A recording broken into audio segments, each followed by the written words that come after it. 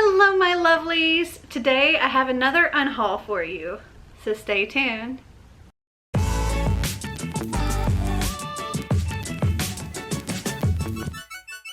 So today I have 25 books to unhaul for you. Now some of these, hi Einstein, some of these you might have seen me unhaul in previous videos, such as these first few that I actually unhauled during the middle of one of my Have I Read It's, but I didn't put it in an unhaul video, so that's why it's here now. And some of these are books that I've read and I enjoyed, but not ones that I will read again.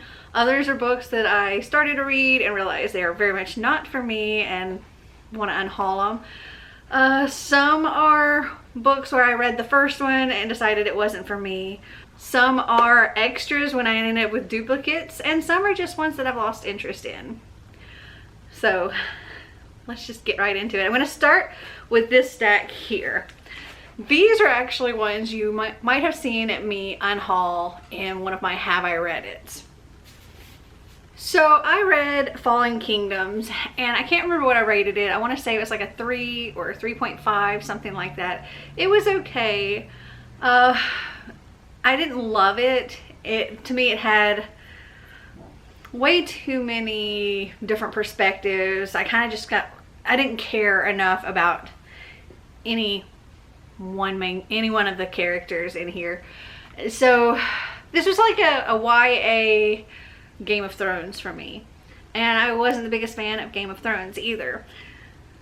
So when this series, several of these, came up in one of my Have I Read It's, I was like, okay, well, I need to read the second book. But I don't own the second book, and I wasn't interested enough to go out and purchase the second one. So I decided right then and there during that video that I would unhaul the rest of this series as well as the spin-off series. So I'm unhauling Fallen Kingdoms as well as Gathering Darkness, A Book of Spirits and Thieves,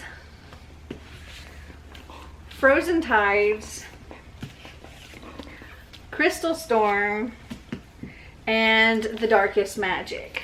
And I've actually already had somebody contact me to purchase these 5, so I'll be sending them out very soon. Okay, next up we have these 2 books are actually part of a series. So we have Lady Windermere's Lover and The Duke of Dark Desires by Miranda Neville.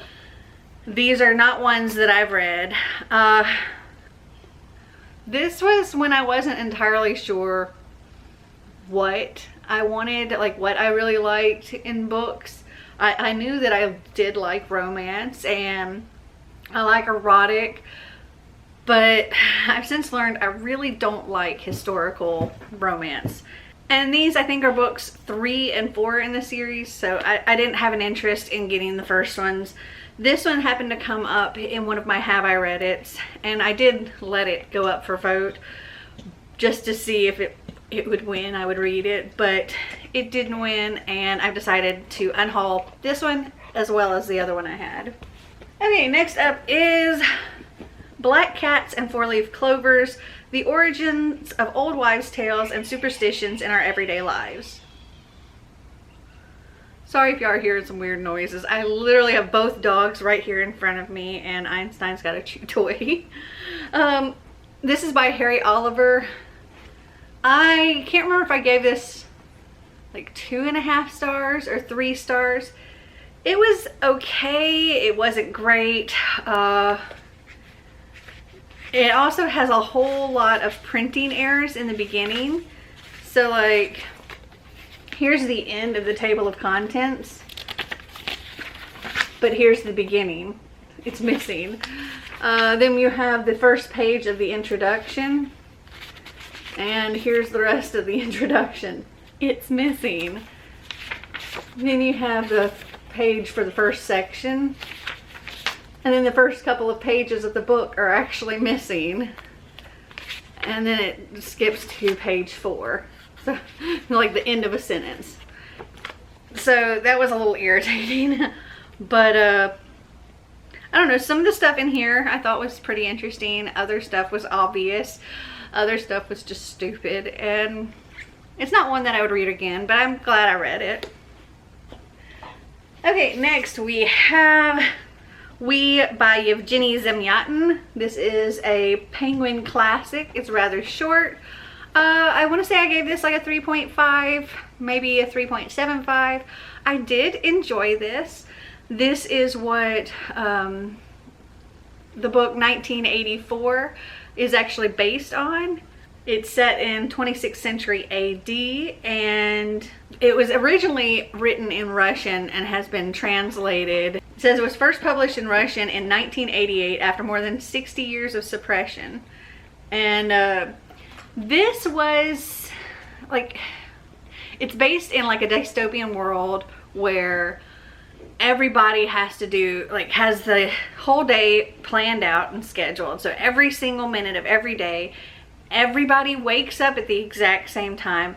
There are also no like regular walls, everything's glass. So you see like all these people lined up sleeping, and so everybody sits up out of bed at the same time. Everybody eats at the same time. Literally their spoons go into their mouth at the exact same time.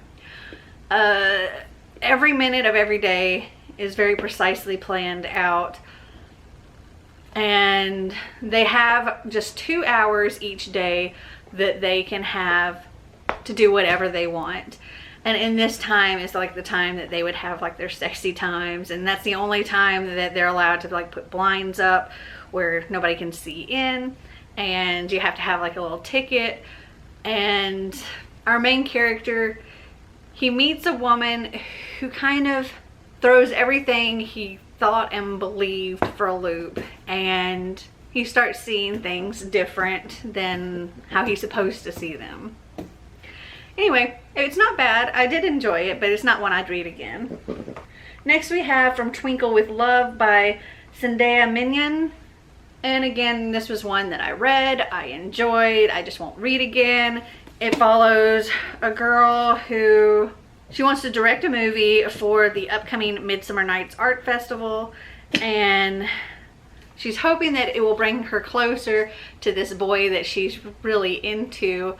And he's one of a twin, or a set of twins. And the one that she likes is like the hot twin, and the other one is like the nerdy twin. And the nerdy twin, he's like helping her direct her movie and everything she needs for the movie. And somehow along the way, she falls for the nerdy twin, and it's cute, it's fun. Will I read it again? Probably not. Next up we have The Book of M by Ping Shepherd. Again, this was another one that I read. I enjoyed. It was a little weird. Well, it was a lot weird. People are losing their shadows, and then when they lose their shadows, they start losing memories of all things, like how to breathe, or how to eat, or what their name is, or this is a deer and they were calling it a bird, things like that. And they're all trying to like gather in one place, and our main character, his wife has lost her shadow, and he's trying to help her remember every day. And one day when he goes out to get supplies, he comes back and she's gone, and so he is searching for her. Anyway, I think I gave this like a 3.5 as well, like I said, but not one I would want to read again. Sorry if the angle changed, but Einstein bumped the tripod. He just threw his dog over here. Okay, next up we have The Stranger I Married by Sylvia Day. This is another one that came up in one of my Have I Read It's, I believe, and I started to read it and then I very quickly DNF'd it. I don't think I even got through a page. I got through like 2 paragraphs or something like that and was like, nope. Not because it's like written poorly or anything like that, but because it is a historical fiction or a historical romance, and it's very much like the type of language and stuff that I really just don't jive with. So I knew right away this was not for me. I didn't rate it or anything because I literally read 2 paragraphs. So this had to go. Okay, these next two books are actually two duplicates that I got. Sorry, Einstein's butt is hitting the tripod again. Anyway, so two extras that I got. I won these giveaways. Anyway, I won these in a giveaway and somehow I ended up getting sent two of each of them. So I'm gonna unhaul one of them. So the first one is The In-Between by Mark Klein. This was an ARC. It came out in June 2021. And it says a heartbreaking story of love and loss, perfect for fans of If I Stay and 5 Feet Apart. And I don't know if he bumped the tripod again or not. They're wrestling right here. Would y'all quit it? Quit it. Okay, I'm just gonna try moving the tripod away from his butt.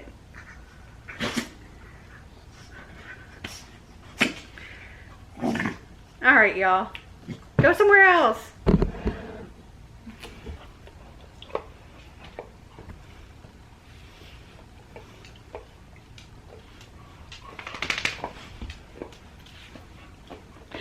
They are making this exceptionally difficult. Okay, the next one that I have here is The Great Big One by J.C. Geiger. And this one also came out in July 2021. Let's see. From the acclaimed author of Wild Man comes a novel about what kind of life is worth living, one consumed with survival or one that revels in the beauty of the world. Okay, next up is another one that I read and enjoyed, but won't read again. And that is The Color of Blarkum's Murder by Sarah J. Harris. And this was great.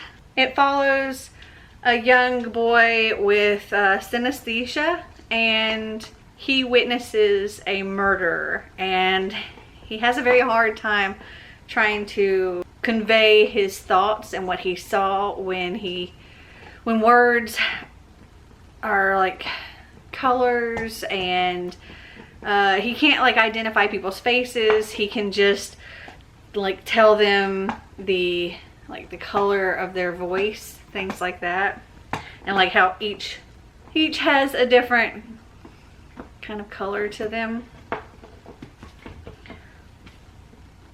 Einstein's chewing on a bone. Okay, now on to this stack over here. This video is a mess. Okay, next up we have Famous in a Small Town by Emma Mills. Again, this was one I read, I enjoyed, but I'm not gonna read again.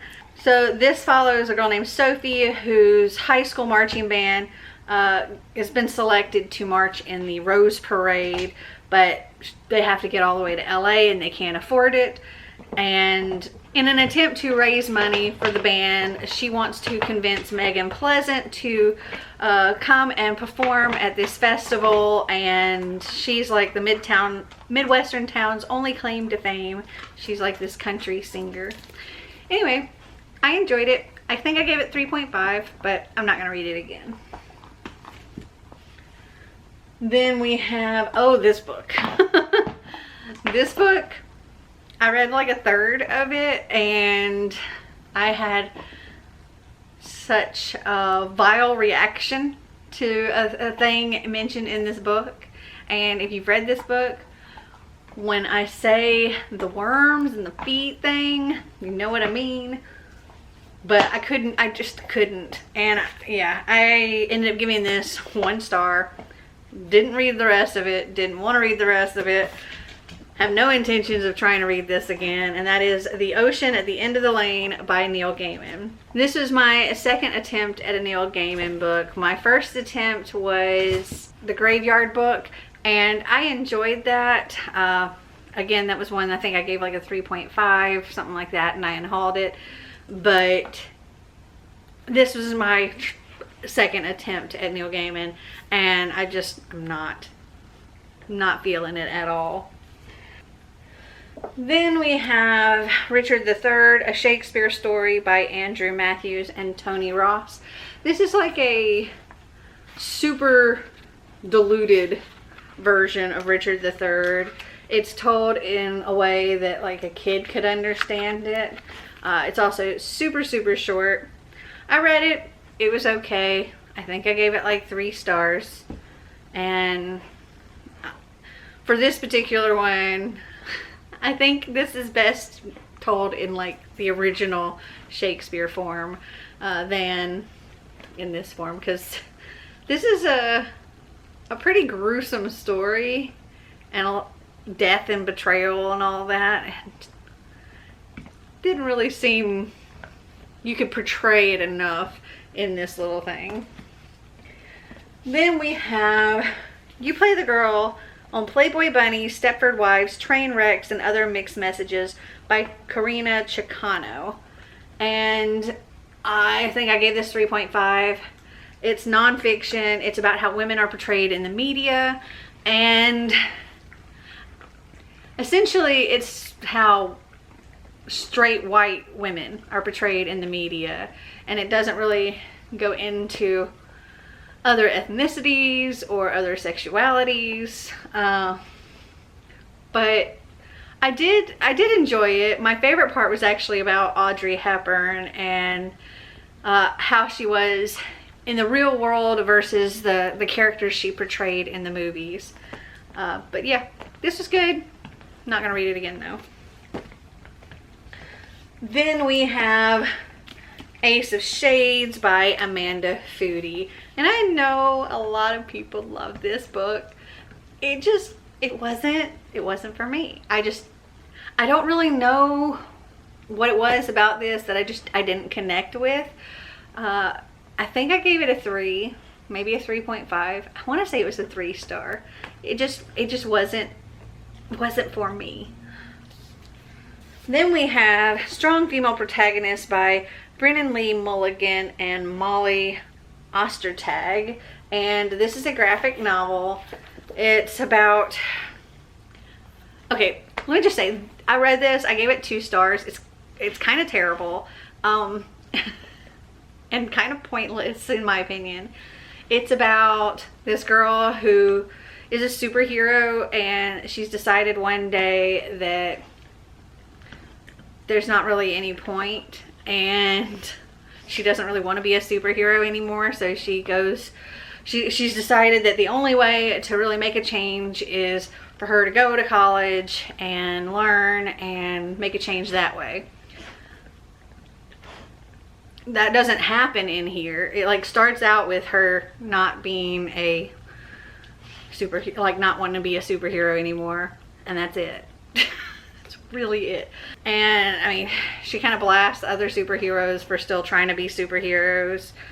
And there's like this one southern character that her name is Feral, and they made her like an aggressively redneck lesbian where she will just grab you and kiss you whether you want her to or not. And they also made her sound really, really, like I said, redneck and stupid. And being somebody from the South, I wasn't really partial to that either.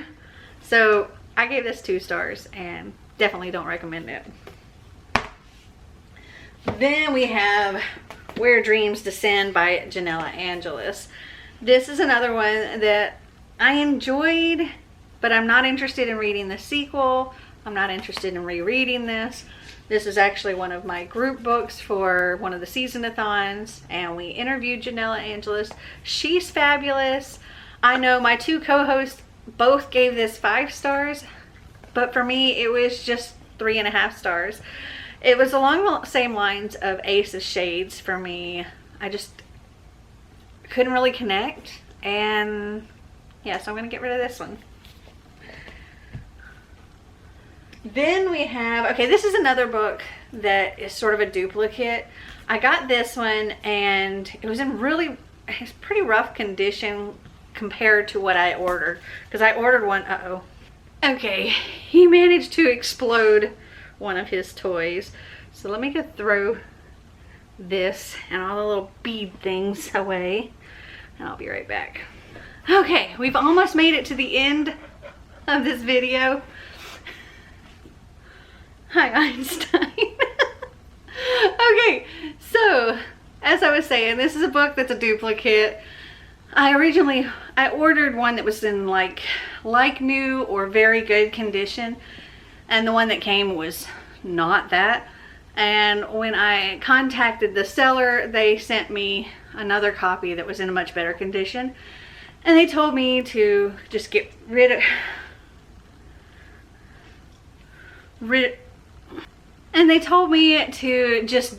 this or donate it or whatever. And that is A Short History of Nearly Everything by Bill Bryson. And that is essentially what this is all about. But yeah, it came in pretty messed up condition. It's obviously got water damage and all kinds of stuff. So, Einstein, no. So I will be getting rid of this copy. And then last but not least is Flame in the Mist by Renee Ahdieh.